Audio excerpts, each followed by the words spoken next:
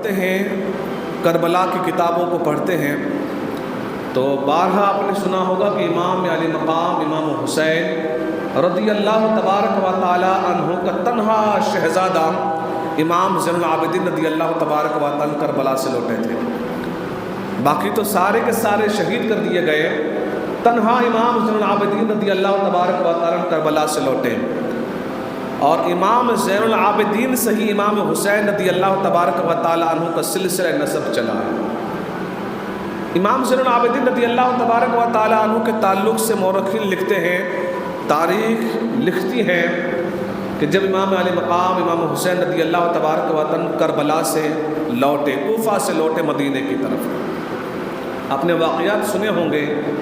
اور پھر جب آپ مدینہ المنورہ پہنچے ہیں امام زین العابدین رضی اللہ تبارک و تعالی عنہ، اور پھر اس داستان کو، کربلا کو، اس داستان کو، اس واقعہ کو، اور اس ظلم و ستم جو یزید نے ظلم و ستم کی داستان رقم کی تھی، وہ واقعات ان باتوں کو بتانے کے لیے جب امام زین العابدین رضی اللہ تبارک و تعالی حضور کے روضے پر پہنچتے ہیں تو جانتے ہیں کتنا بڑا کلیجہ چاہیے اس واقعے کو بتانے کے لیے.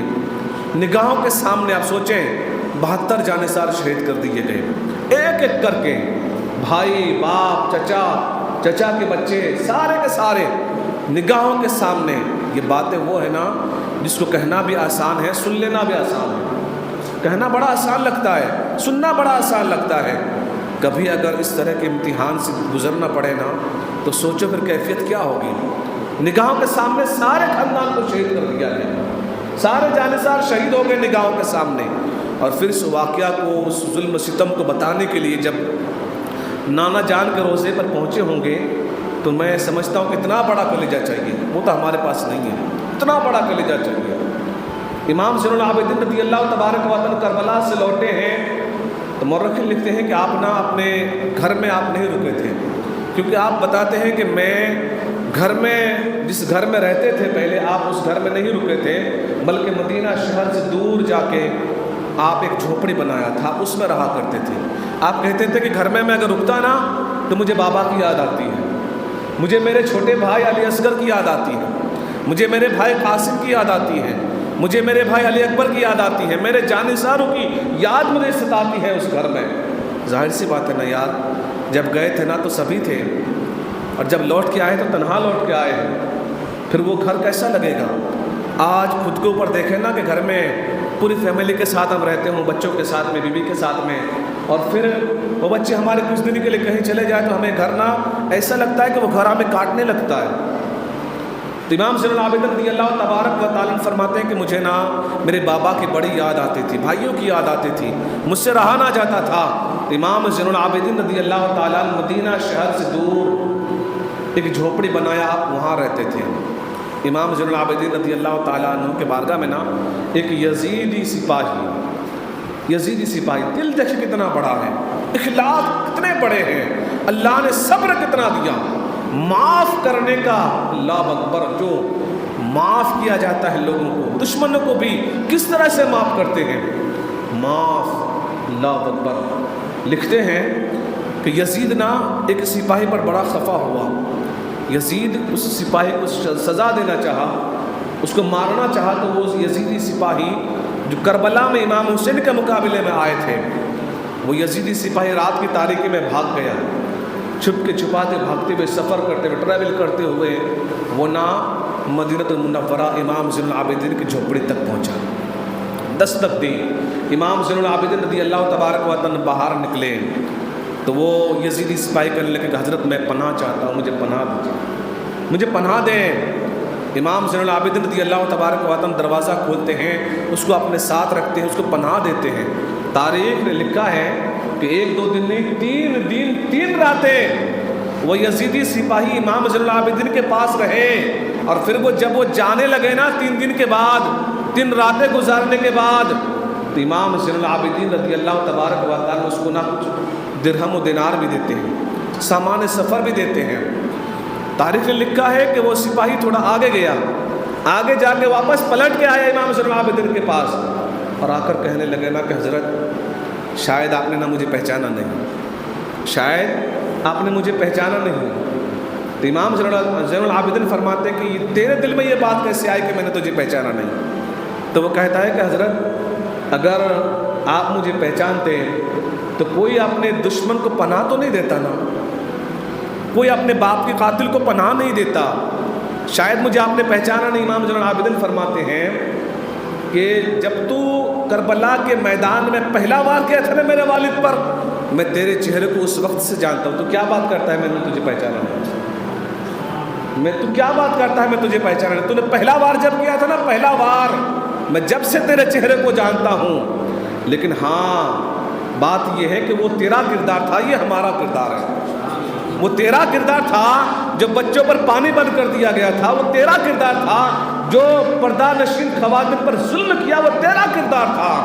یہ ہمارا کردار ہے کہ جو ہمارے در پہ آ جائے تو ہم اس کو تنہا، اس کو خالی لوٹاتے نہیں، اس کو مایوس نہیں کرتے، یہ ہمارا کردار ہے۔ اللہ اکبر، معاف دیکھیں نا کتنے بڑے دشمن کو معاف کیا امام زین العابدین نے۔ کردار دیکھیں، اخلاق دیکھیں کتنا بلند ہے۔ اب بات کرتے ہیں جب معافی کی بات آئی ہے تو حضرت علی رضی اللہ تعالیٰ عنہ کو جب آپ کو خنجر مارا گیا، آپ امامت فرما رہے تھے فجر کی نماز کی، حضرت علی رضی اللہ تعالیٰ عنہ فجر کی نماز کی امامت فرما رہے تھے، اور عبد الرحمن ملجی یا ملجی جو بھی ہے اس کا نام، عبد الرحمن ابن ملجی یا ملجی، انہوں نے نا فجر کی نماز کی جماعت میں حضرت علی مشکل کشا رضی اللہ تعالیٰ عنہ پر نا اتنا خطرناک وار کیا اس نے خنجر سے، اتنا خطرناک، اور بغض علی اتنا خطرناک تھا اس کے دل میں، اتنا بغض رکھتا تھا وہ حضرت علی کے لیے کہ انہوں نے نا اپنے خنجر کو پہلے نا تین مرتبہ اپنے خنجر کو زہر میں آلود کیا تھا انہوں نے، اس نیت سے کہ اگر خنجر کے وار سے بچ بھی جائے تو زہر کے اثر سے نہ بچ پائے حضرت علی، اتنا بغض تھا اس کے دل میں۔ تو انہوں نے وار کیا، اور وار اتنا سخت تھا، اتنا شدید تھا حضرت کہ میں نے پڑھا کتابوں میں کہ اتنا سخت وار تھا ان کا کہ حضرت علی رضی اللہ تعالیٰ عنہ کے سر پہ انہوں نے وار کیا تھا نا تو یہ سر کو کاٹتا ہوا کنپٹی تک پہنچ گیا تھا، اتنا شدید وار کیا تھا۔ وہ تو گرفتار ہو گیا۔ اب دیکھیں کہ معاف کرنا کس کو کہتے ہیں، اخلاق، کردار کتنا بلند ہے اللہ اکبر اہل بیت اطہار کی۔ وہ گرفتار ہوا، اس کو باندھ دیا گیا، جگڑ دیا گیا ایک کھمبے کے ساتھ۔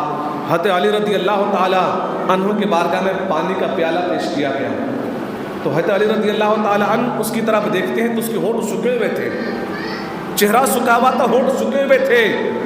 تو حضرت علی رضی اللہ تعالیٰ عنہ مولا مشکل کشا رضی اللہ تعالیٰ عنہ فرماتے ہیں کہ پانی کا پیالہ پہلے اس کو پلا دو، مجھ سے زیادہ وہ پیاسا لگتے ہیں۔ اللہ اکبر، دشمن ہے، جان پر وار کیا، سر کٹ گیا ہے، اور اتنا زبردست اور اتنا خطرناک وار کیا انہوں نے کہ کان پٹی تک پہنچ گیا ہے کاٹتے ہوئے، لیکن پانی کا پیالہ پیش کیا گیا علی کے بارگاہ میں، تو حضرت علی ان کے چہرے کو دیکھ کر کے سوکھے ہوئے ہونٹ ہیں، حضرت علی فرماتے کہ پہلے پانی اس کو پلاؤ، پانی اس کو پلا دو۔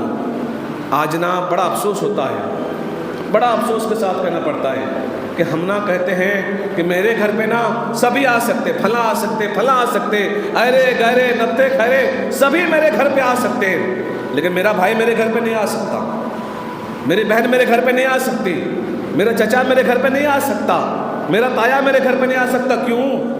اس لیے کہ پراپرٹی کے لیے، تھوڑی سی باتوں کے لیے، تھوڑے سے مسئلے کے لیے جھگڑا جو ہو گیا ہے، ہم نے معاف نہیں کیا۔